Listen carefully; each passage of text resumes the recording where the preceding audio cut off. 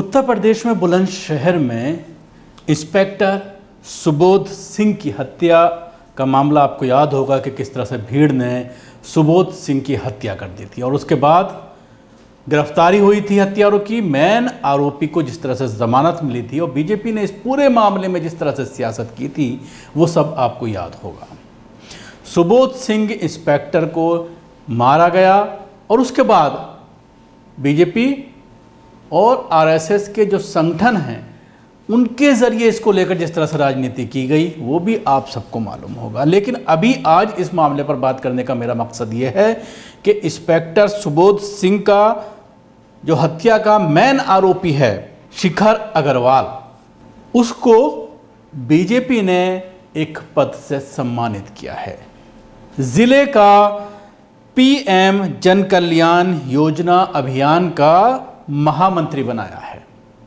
इसको लेकर social media में तरह तरह के सवालात खड़े हो रहे हैं और लोग बीजेपी को घेर रहे हैं कि आखिर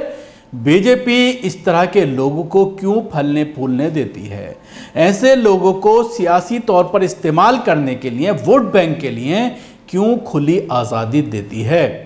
अभी जिस तरह से दुबे का मामला सामने आया, विकास दुबे का, उस पर आज जिस तरह से सुप्रीम कोर्ट में सवालात खड़े किए गए हैं यूपी सरकार के ऊपर कि अगर वो इतना बड़ा आरोपी था तो वो पैरोल पर बाहर कैसे आया, और एनकाउंटर को लेकर भी सवालात खड़े किए गए हैं सुप्रीम कोर्ट के जरिए।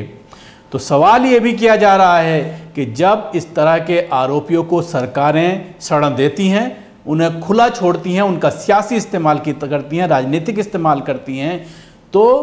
वो फिर आम जनता के लिए,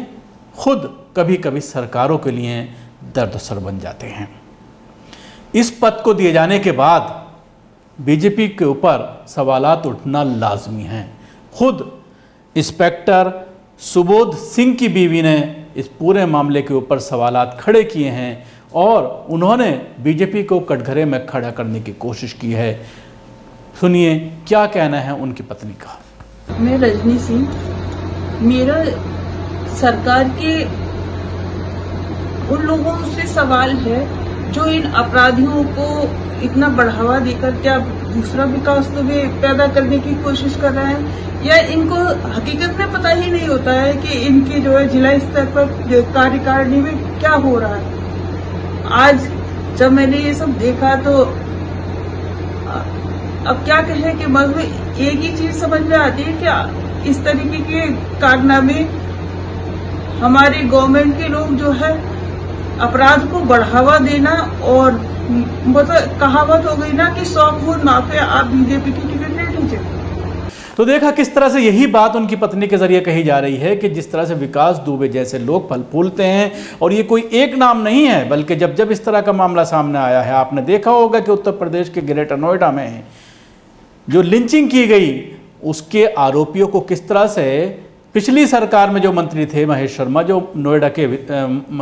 एमपी हैं और मंत्री भी थे पिछली सरकार में, उनके ज़रिए किस तरह से उनका फूल मालाओं से स्वागत किया गया। बीजेपी ने उनके लिए प्रोग्राम जो आयोजन किया था उसमें वो सबसे आगे सफ में बैठे हुए थे। ये कई चीज़ें ऐसी हैं जो बीजेपी के कार्यशैली पर और बीजेपी के ये कहने पर कि वो करप्शन फ्री है, वो करप्शन को पसंद नहीं करती, उसकी पार्टी में अपराधी नहीं है, ये कई तरह के सवालात बीजेपी की इस दावे को खोखला साबित करने के लिए काफ़ी हैं। इस तरह की चीज़ें जब सामने आती हैं तो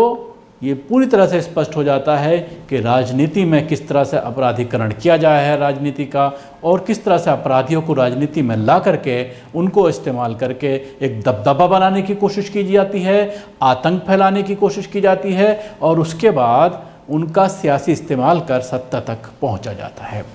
शुक्रिया। आपको हमारा प्रोग्राम कैसा लगा ज़रूर बताएं। हमारे यूट्यूब चैनल को सब्सक्राइब करना ना भूलें, इसके साथ ही बेल आइकन ज़रूर दबाएं। धन्यवाद।